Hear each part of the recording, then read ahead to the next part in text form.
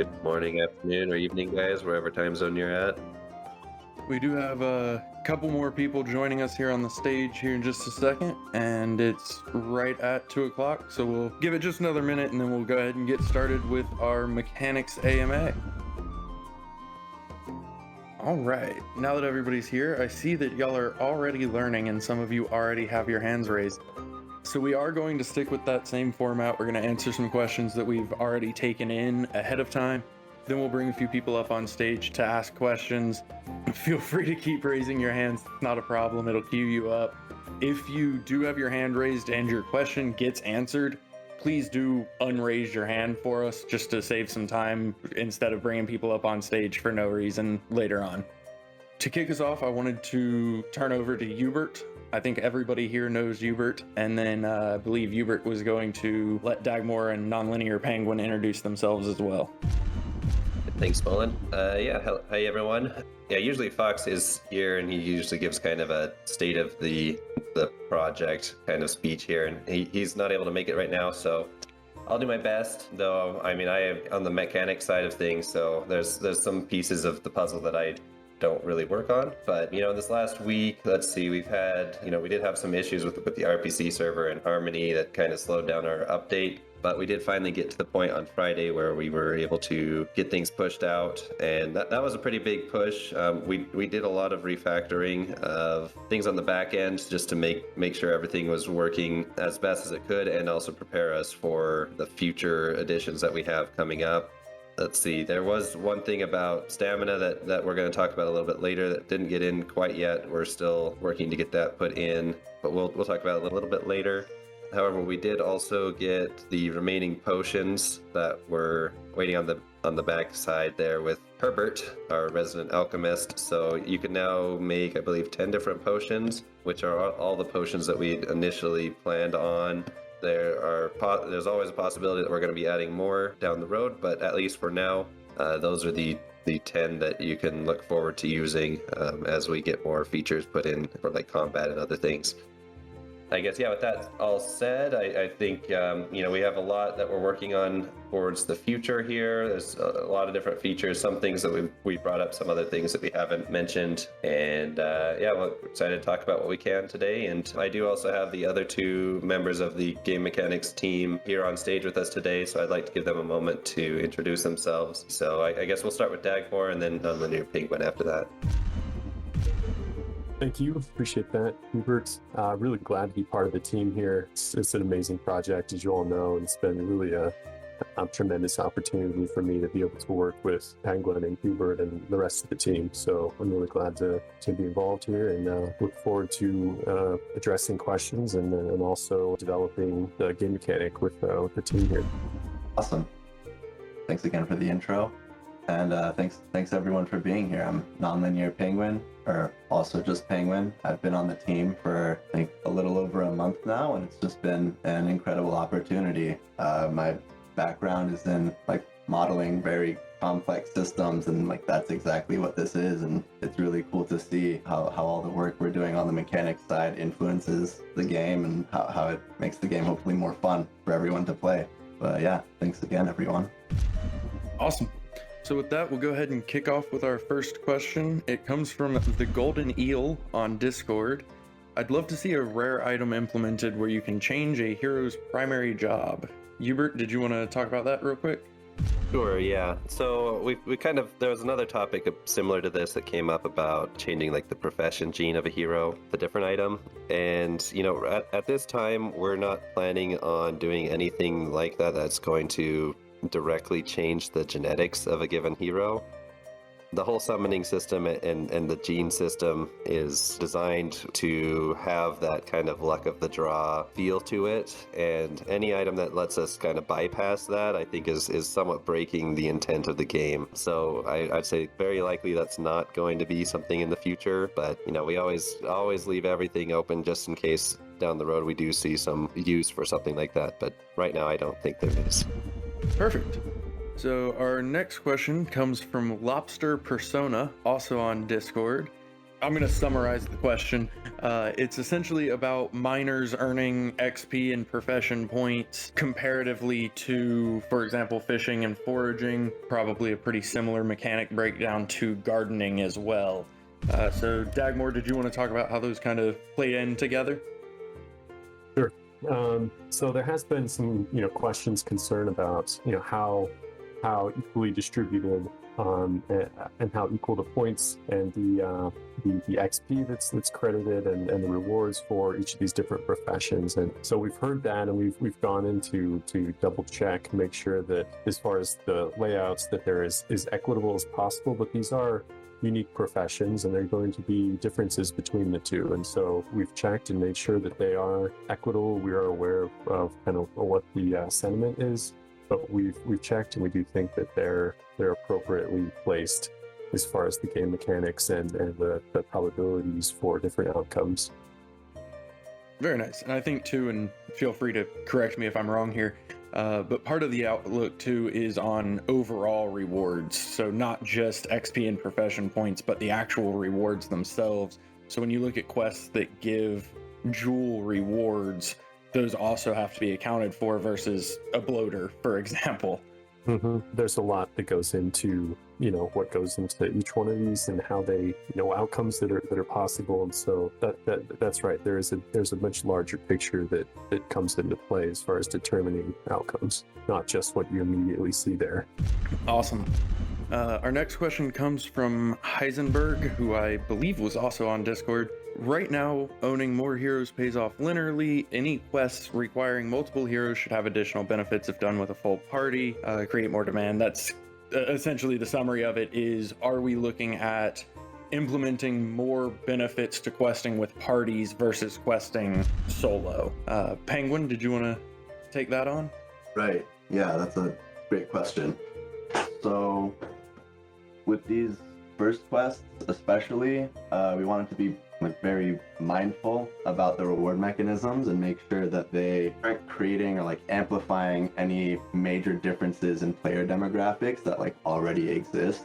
That being said though, while these initial quests are rewarding more linearly, we do have a lot of quest lines or other mechanics in mind where having a multitude or diverse set of heroes is going to be more beneficial. For example, when it comes to traveling around the map, or the PvE or PvP mechanics that are coming up in the future. But yeah, that's a very good point, and we are very mindful of it. Awesome. Always excited to see what's coming next. Moving along, our next question comes from Wired Top, also on Discord. How long in the future will the extra profession quests be implemented? Will we see a more advanced fishing quest at the docks, for example? I think actually, Penguin, that one might also come to you. All right, cool. Yeah, 2 in a row. Again, very good question.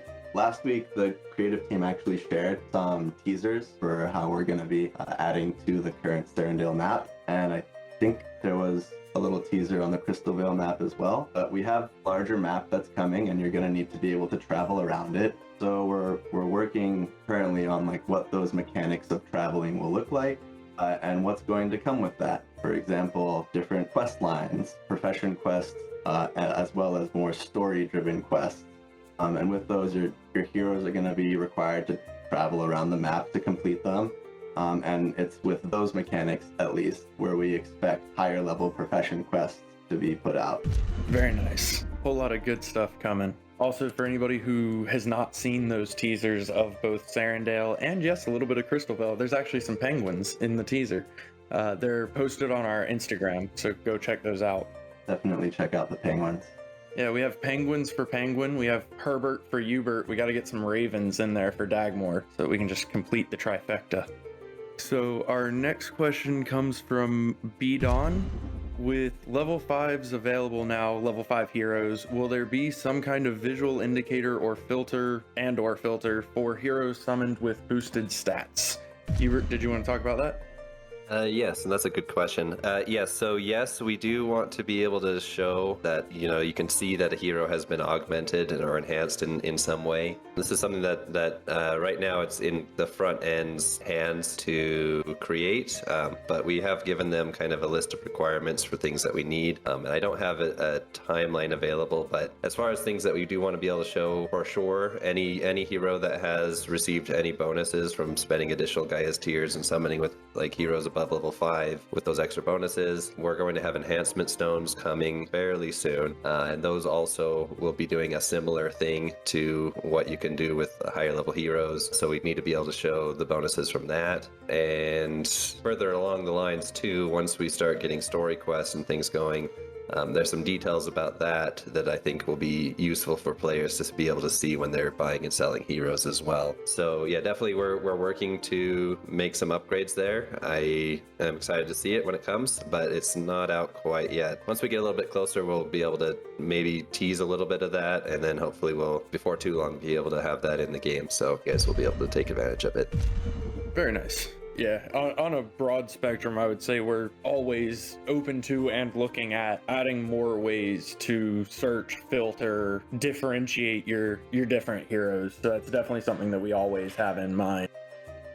And then we were going to go to this question from Aura of Dawn. We heard that there's a balancing change for the gardening quest. Do we have a sneak peek at what it is and when it is going to be implemented? Penguin, did you want to talk about that? Yes. Cool. All right.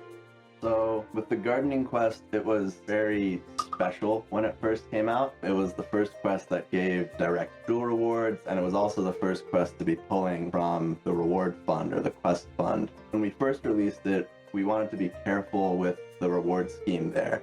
Make sure that it was still rewarding, but that it wasn't going to put too much stress on any of the other systems in the game. But when it came out, we saw some of the data that was surrounding the rewards for the gardening quest, and we wanted to rebalance the mechanics there, mainly to benefit the majority of the player base. So with that, we did make a couple major changes.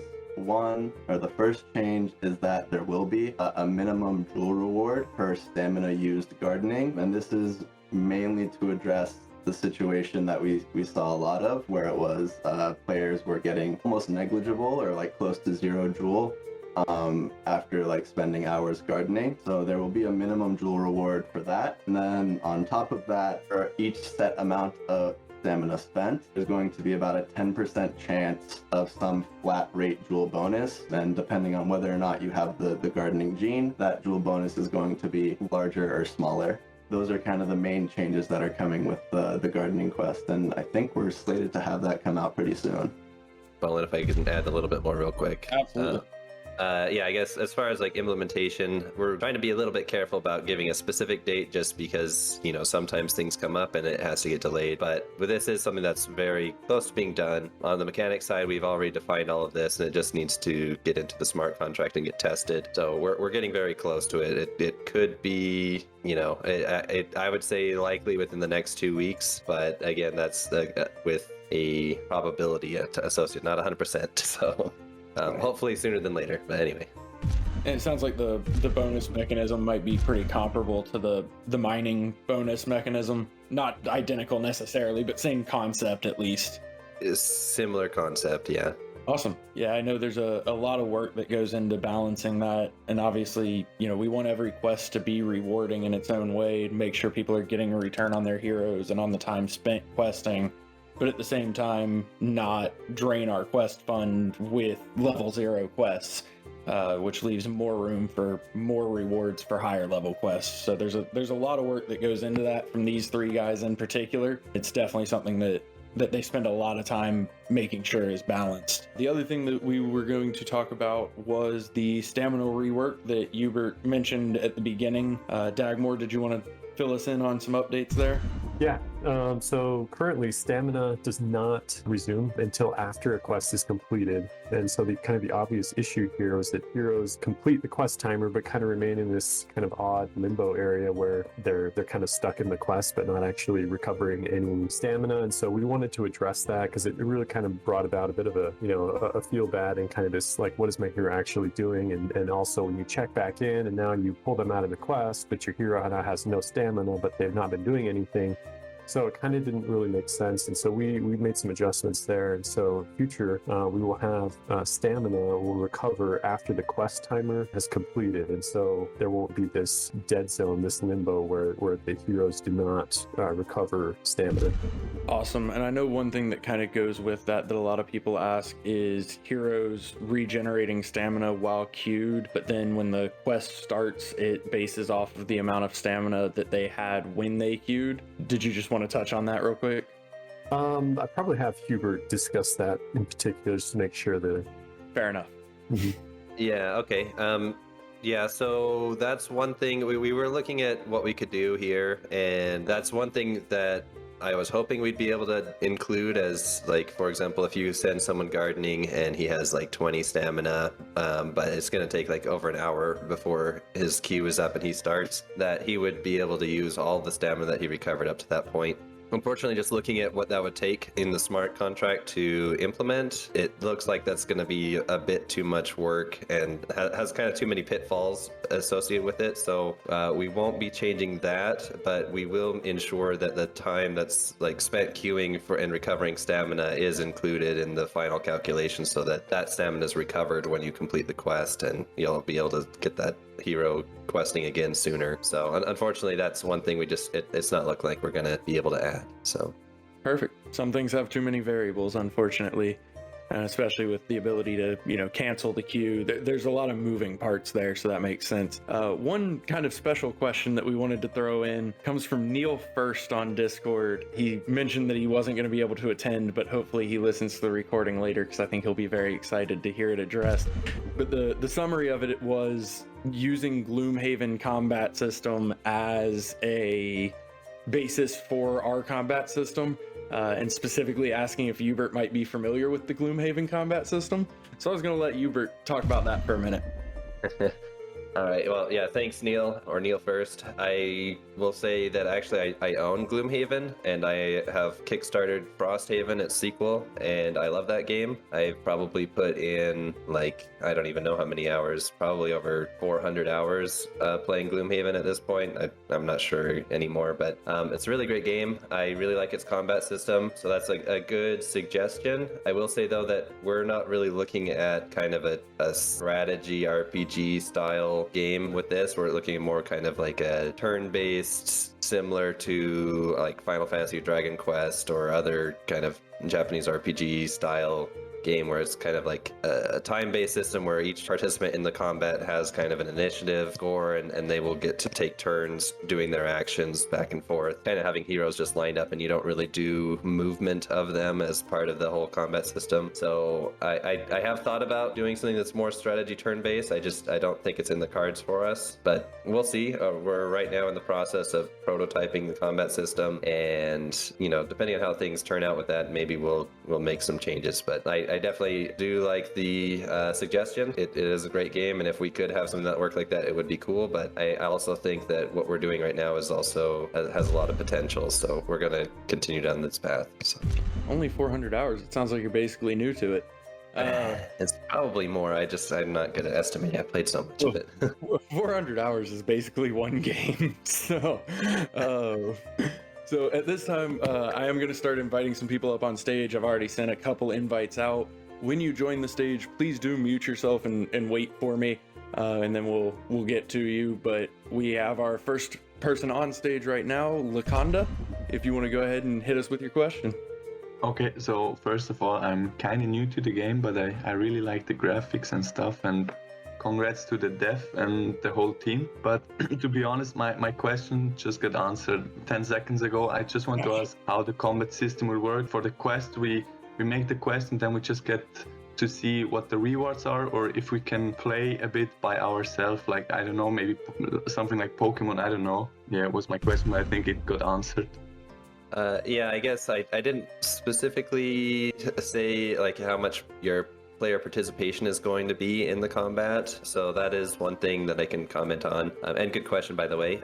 One thing I'll say is what we're trying to do is to include a system where the player has some control over how much time has progressed during combat, and then can see, like, for example, you run it for like 30 seconds and combat's not over, but you've seen kind of what's happened in the 30 seconds, and then you can make some adjustments to how your heroes are behaving. Doing this with smart contracts, there is time required to submit your transaction, and the gas fees associated with that. So we don't want it to be like so transaction heavy that you choose every single action that your heroes make, but to be able to have kind of sets of AIs that you as the player create for each of your heroes. So say, for example, you have like 3 different AIs that you set up for this knight, and one AI is like just go full on attack, one is go and try to be defensive, and one is try to heal. The hope is that we can have it set up where you will have some time pass, you can see how things are going, you can change the AI of your heroes and let more time pass, and then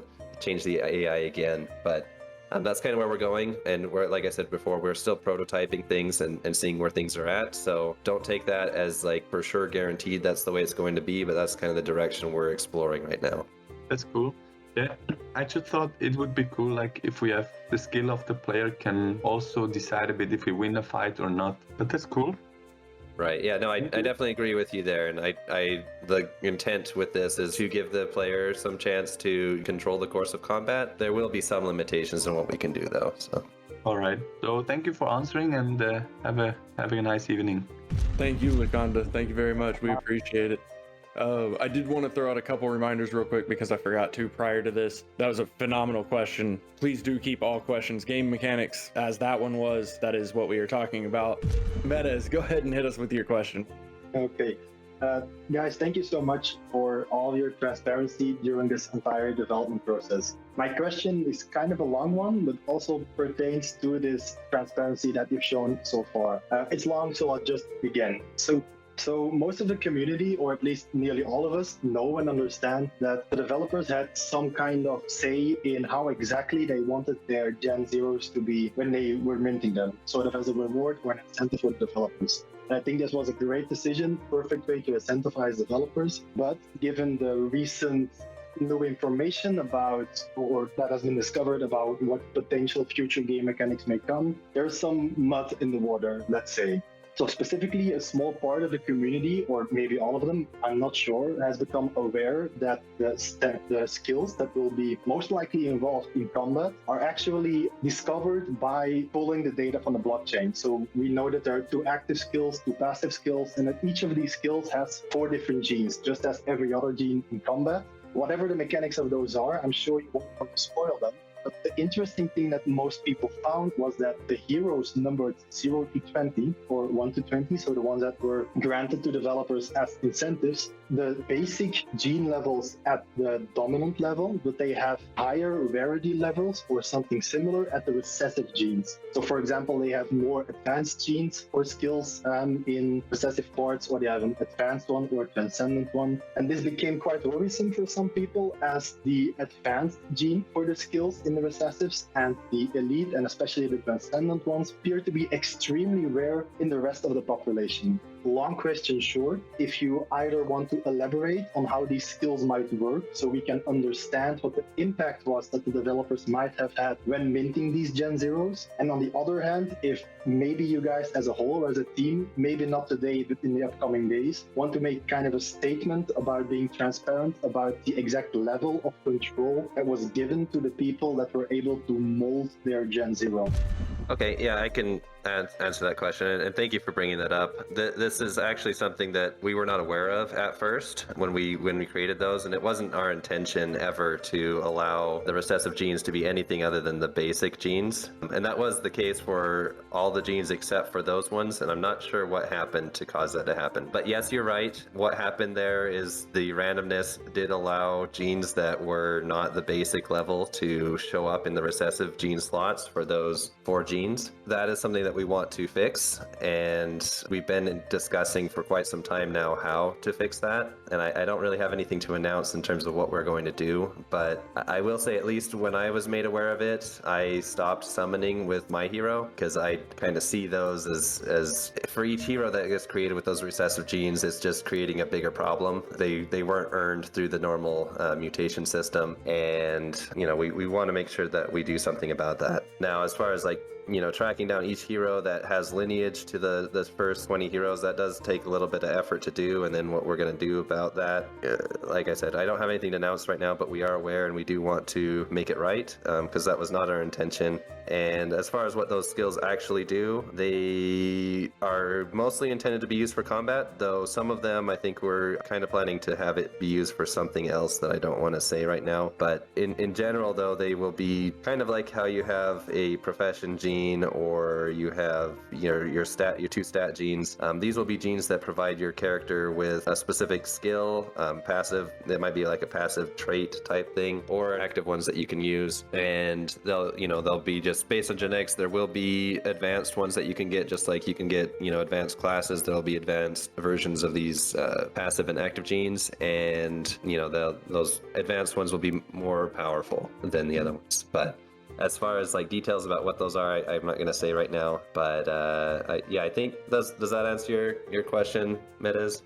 Yes, that's incredibly transparent. And just my 2 cents, I know I can't speak for the rest of the entire community, but I don't think it's a problem at all that these genes were different. I was just asking about transparency or the level of input that was granted. I mean, the developer team absolutely deserves the best heroes, in my opinion. And if it's 20 heroes, I don't think it's that big of a deal for the entire gene pool. It's just interesting to hear you guys talk about, and especially that you're already aware and trying to solve this.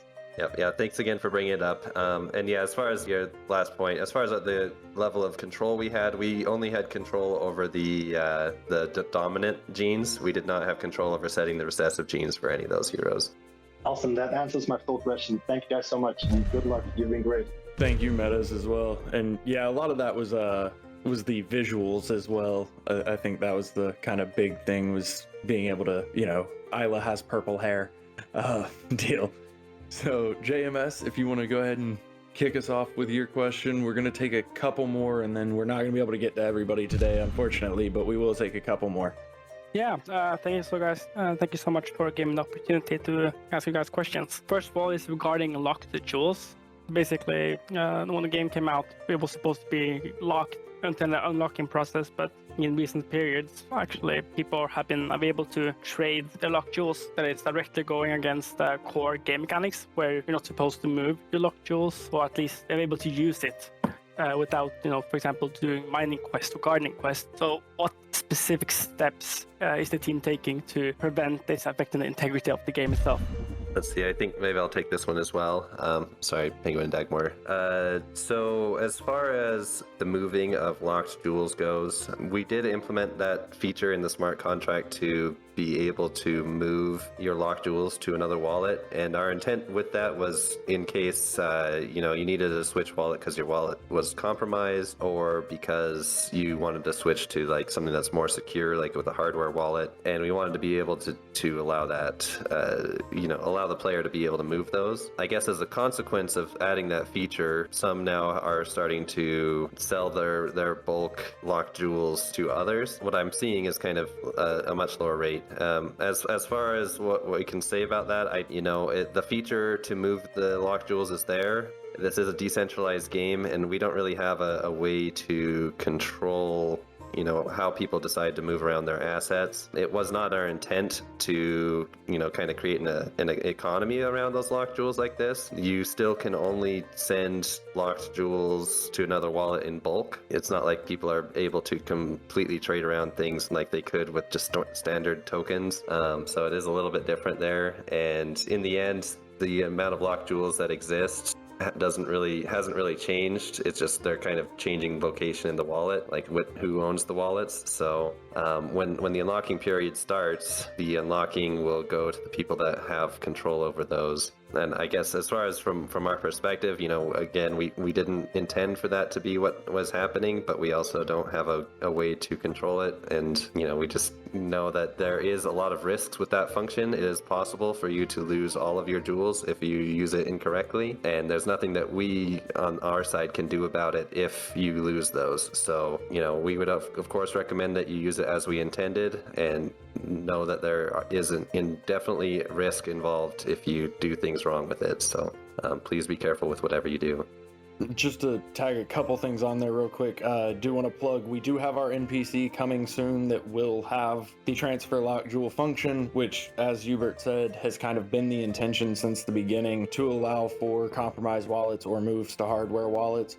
So that NPC is coming soon, and that NPC is being specifically designed to address those security concerns of being able to lose your lock jewel in every way possible. Also, just a general reminder, as a project, we do not recommend or endorse P2P trading, and we don't allow it on our social platforms, so please don't try it. But also, as Hubert said, there genuinely is a lot of risk. I won't even try to count the number of DMs that I have gotten personally from people who have just lost their lock jewel balance entirely. So if it is something that you decide to do, please make sure it's done correctly, because if they're gone, they're gone. And that's not a fun conversation to have. JMS, does that answer your question?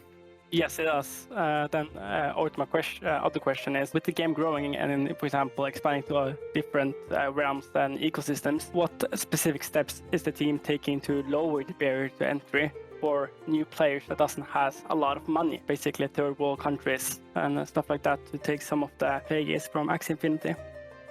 So I think the one thing that we're working to do is have something similar to what has been done in other projects, which is to have kind of a scholarship type program where players that have a lot of heroes could allow other players to use their heroes and pay them some amount to do so. That's one thing. And then of course we do a lot of contests and giveaways that have rewards that are high enough that, if you manage to win one of those as well, that kind of can give you enough to get started as well. But I think a combination of those two things are the best bet. And then, of course, with each launch of an expansion as well, there's typically a lot of opportunities right at the start if you get in. So I think that's all I can say. I don't know, Bolin, if you had anything you wanted to add there. I would just add, as you said, our version of a scholarship program, which will not be called a scholarship program, but that's the easiest way to relate to it right now. But our version of that, we're working very hard on that right now. It's a very high priority. I've said it before, and I'll say it again just as a reminder. I don't think any of us expected to have to be as concerned about the barrier of entry as fast as we've needed to be concerned about the barrier of entry, which is a great problem to have. But definitely, part of the delay is just that it was something that we assumed we would need to look at, but a little bit farther out. We have moved that up. It is very, very high on the priority list. I know Dreamer in particular is working very hard on that, and also making sure that it addresses the pain points of other similar programs and really learning from what's already out there. But also, yes, please do enter our contests because they're fun. Yeah, thank you so much for the answers. I appreciate it, and bullish. Take care. Malliance, did you want to go ahead, and I think you'll probably close us out here. All right, thank you. I appreciate that. I just have a couple of quick questions. One about combat. As far as the typing influences are concerned on the cards versus the information that we've learned by looking at the blockchain with the abilities, will those types of our heroes change those abilities to their own molding, or will that be specifically like what those traits are? You're referring to the passive and the active abilities that got mentioned a little bit ago? So yes, like say basic 8, for instance, with a dark hero, would that make it a dark ability, or would it be more likely that basic 8 would be like the actual dark ability, if that was how it interacted? So each of those passive and active skills are going to be predetermined, not based on what they're combined with in terms of the class combination. It'll just as its own be this ability. So there will likely be some class combinations with the gene, with those ability combinations that work better than others, and that's just kind of par for the course with the whole gene system, where you can have a hero that's really has really great stats and really great alignment, but for example, you might have a ninja that has both agility and luck stat gene bonuses, but they are a minor, for example, and that's just kind of how things worked out. So you'll have hits and misses, and then kind of average quality stuff, just with how things combine. So it'll be kind of along those same lines. All right, thank you very much for that, and thank you guys for your time. If there is any kind of update you know at all about the tavern or anything, and if not, I completely understand. Again, thank you for your time. Yep, no problem. Let's see, on the tavern, I know we're testing it right now, the API v6, and we're wanting to get that out as fast as we can. It's definitely a very high priority for us. I just don't know. My department's not really the one to say specifically when that's coming, but we're working on as hard as we can to get that out, because definitely understand the tavern has been, very painful to work with so far, or recently. So. In fairness, my department is also not the right one, but I can tell you I've gotten to participate in a little bit of the testing so far. It's going well. It's already doing better than API v5, which in fairness at the moment, better is kind of a relative term, but in the grand scheme of things, it is already doing better. There are still a few kinks that we're working on working out so that it is fully functional coming out, rather than putting out API v6 with some issues still. That seems counterproductive. So it is being tested, it is going well, it is progressing. We are hoping to have it very, very, very soon. It is definitely top priority for our API devs, but no exact time frame yet. All right, and again, thank you for that information you could give and just a little insight. Definitely appreciate it. For sure. The thing that I meant to say earlier that I forgot, and then we'll close out, is I just wanted to give a general reminder that, when we talk about upcoming features and timelines and that kind of stuff, all of that is absolutely subject to change. So please do keep that in mind. We try to answer questions as best we can and give information as best we can, because we know that y'all want the information, and it's fun to be able to have that engagement and have that conversation. But everything can shift as it comes closer and we figure out maybe something isn't quite balanced the way that it was intended to be, then it will shift accordingly if need. So just bear that in mind whenever we're talking about future development, that we're talking about what we're planning on doing. Nothing is set in stone. Aside from that, did any of you gentlemen have closing comments before we end our AMA? Let's see, I'll try to just be short, but, kind of echoing the same sentiment that many on our team have said in the past. Like, I'm very happy to be here and do this AMA with you guys. I really, really do enjoy our community so much. Even though I don't come in and comment too often, I'm very often am reading what you guys are saying. At least for me, it seems like if I make any comment, then it becomes an AMA moment the moment I do that. So there are times I want to say something, but I'm like, oh, if I say something, then I'm just going to be stuck here in Discord for a while, and I'll have to let people down by not answering their questions and stuff. So, which is, I guess, a weird problem to have, but it's fun, and you guys are great. So really, really happy to be on this project and happy to be here with you all. So that's all I have. I'll just kind of my parting comments here. As Hubert said, it's a fantastic team to be working with. It's really impressive to see the amount of effort and time that goes into all the details of this project, and it's amazing to see the talent that's there. And then also the community. I mean, it's tremendous to see all the input that you provide, and that's very important in the development of a project like this. So appreciate all of you very much. Yeah, just along those same lines, I'm sure you guys all realize that a lot of the people on this team are incredibly talented, and really it's nice to have all that talent supported by such an amazing community. None of this would be possible without this community. To the extent that I am is it's a really amazing experience, and I'm looking forward to keep pushing forward with all the amazing things that we're going to be putting out in the game. But yeah, thank you guys. Awesome. Well, not to sound too much like an echo chamber, but as somebody who does get to spend a pretty good amount of time with all of you in Discord, y'all are genuinely an amazing community. The best community I've ever had the pleasure of being a part of, without a doubt. The support that y'all have for everything we do is incredible, and it means a lot. And I can't stress how much it is seen and it means to our whole team. And that, you know, when y'all have concerns and y'all have ideas, they are seen and they are heard. You know, obviously not everything gets implemented, but it is something that we do take our community feedback very seriously, and we want it to continue, and we want the engagement to continue, because y'all are an amazing that's here with us for this incredible journey. With that, we're going to go ahead and close it out. It's been a great AMA again. I appreciate everybody who posted questions ahead of time, as well as those that came up on stage to ask, and keep submitting questions to us. We'll have another AMA next week. I'm not sure which department that is, actually. I'll find out and let y'all know. But we have an AMA every week, Monday, 2 p.m. Eastern, same time, same place, with different departments rotating through, so that we can keep answering as many questions as we can. So keep it coming. Y'all have a great day. Polish, and we'll see y'all next time. Polish. Thanks, guys. Wish. See everyone.